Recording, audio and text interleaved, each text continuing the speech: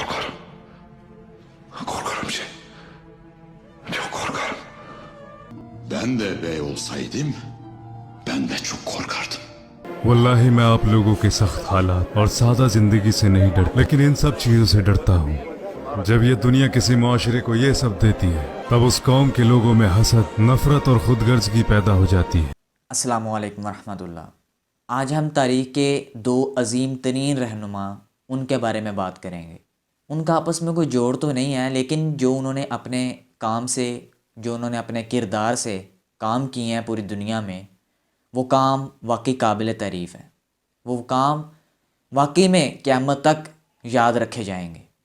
सबसे पहले बात अगर मैं करूं, 22 लाख मुरब्बा किलोमीटर के मालिक हज़रत उमर रज़ी अल्लाह ताला अन्हु, वो अजीम रहनुमा ऐसे ही नहीं कहलाए, ऐसे ही वो उनको सुल्तानों का लक़ब नहीं मिल गया, ऐसे ही इतनी इतनी बड़ी सल्तनतें नहीं गिर गईं, ऐसे ही बादशाहों के लिबास उनके कदमों में आकर ढेर नहीं हो गए। कुछ ना कुछ तो वजह थी जिसकी वजह से इतनी इतनी बड़ी सल्तनतें उनके कदमों में आकर गिर गईं। हज़रत उमर रज़ी अल्लाह तआला अन्हु की अगर मैं बात करूं, तो जब शाम फ़ारस फ़तह हुआ तो उस वक़्त बादशाह था खुसरो, उसका लिबास आ गया, उसका कंगन आ गए, उसके सर का ताज आ गया। लेकिन हज़रत उमर रज़ी अल्लाह तआला अन्हु के अल्फाज थे कि मुझे डर लग रहा है, मैं डर रहा हूँ, क्योंकि अल्लाह ताला ने ये तमाम चीज़ें अपने सबसे ज़्यादा महबूब पैगंबर मोहम्मद रसूलुल्लाह को नहीं दी सल्लल्लाहु अलैहि वसल्लम। तो अल्लाह ताला ने ये मुझे ही क्यों दी? अल्लाह ताला की शायद ये आजमाइश हो। वो अल्लाह ताला से पनाह मांगते थे। इतनी इतनी बड़ी सल्तनतें कदमों में आके गिर गईं, तो वो अल्लाह ताला से पनाह मांग रहे हैं, अल्लाह ताला हमें इनके फितने से बचा। मतलब क्या मैं बोलूँ इसके बारे में? अगर मैं ये कहूँ कि मैं तो कोई अल्फाज बयान कर ही नहीं सकता, तो ये तो बात सच है कि मैं कुछ भी नहीं कह सकता। वो एक ऐसा अजीम रहनुमा था जिसकी मिसालें क़यामत तक दी जाती रहेंगी।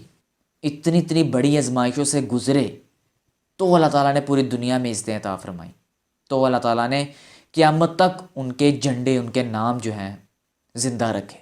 अगर मैं आज एक ज़मीन के टुकड़े की खातिर अपने भाई को, अपने किसी रिश्तेदार को या किसी और इंसान को तंग करता हूँ या कत्ल करता हूँ, तो मैं साथ में ये दावा कर रहा हूँ कि मैंने जन्नत लेनी है और साथ में ये दावा कर रहा हूँ कि मैंने दुनिया की हवस भी नहीं छोड़नी। तो सर ये दो काम नहीं हो सकते, काम एक ही होना है। दूसरे नंबर पे मैं जिनकी बात करने लगा था, सल्तनत उस्मानिया की बुनियाद जिस इंसान ने रखी वो था उस्मान।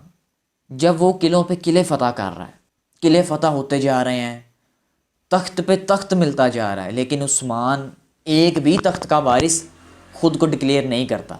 इसके पीछे वजह थी, इसके पीछे मकसद था। उनको पता था कि ये सब की सब दुनिया में रह जाने वाला है।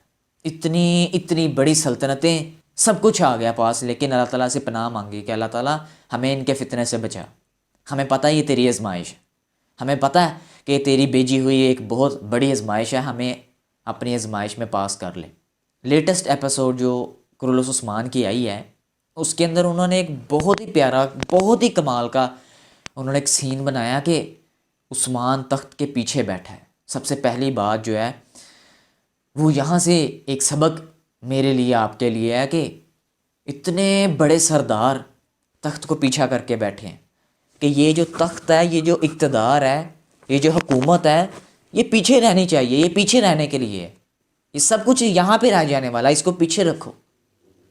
पीछा करके बैठा है, पूछता है कि तख्त मुझे बताओ कि तुम्हारी खातर कितनी रियासतें उजड़ी, तुम्हारी खातर कितने भाइयों ने एक दूसरे को कत्ल किया, तुम्हारी खातिर कितनी रियासतें जहन्नम बन गई।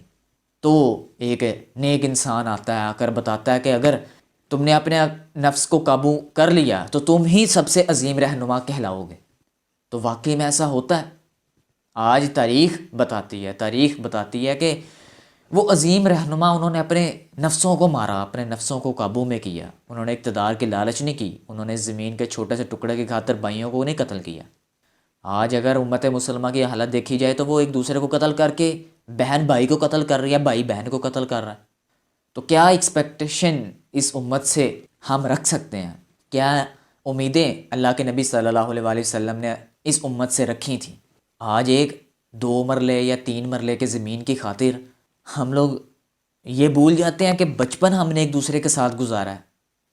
ہم یہ بھول جاتے ہیں کہ ماں باپ جنہوں نے ہمیں پال پوس کے اس قابل کیا ہے، تم نے ان کی خاطر کسی سے لڑنا تھا، آج تم ایک بے جان چیز کی خاطر جو دنیا میں رہ جانی ہے انہی سے لڑ رہے ہو.